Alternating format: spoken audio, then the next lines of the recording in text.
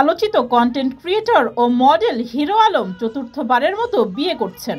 সম্প্রতি মডেলিং এ যুক্ত হওয়া ইতি নামের এক তরুণী হলেন হিরো আলমের পাত্রী।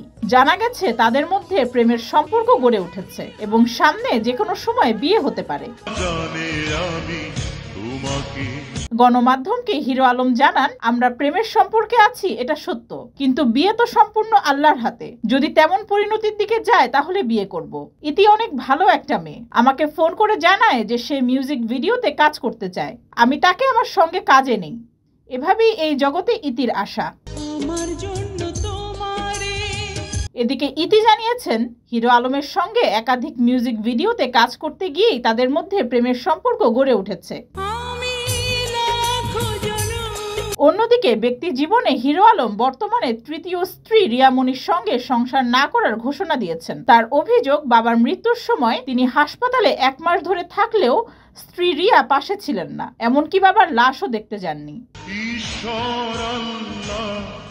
একসঙ্গে কাজ করতে গিয়ে রিয়া মনির প্রেমে পড়েছিলেন হিরো আলম। সে কারণেই হিরো আলমের দ্বিতীয় স্ত্রী মডেল নুসরাত জাহান তাকে ডিভোর্স দেন। এর আগে 2010 সালে সাদিয়া বেগম সুমির সঙ্গে বিয়ে হয় হিরো আলমের। সেই সংসারে আলো ও আখি নামে 2টি সন্তান রয়েছে। 2015 সালের দিকে কমেডিয়ান হিসেবে ফেসবুকে ডেবু হয় হিরো আলমের।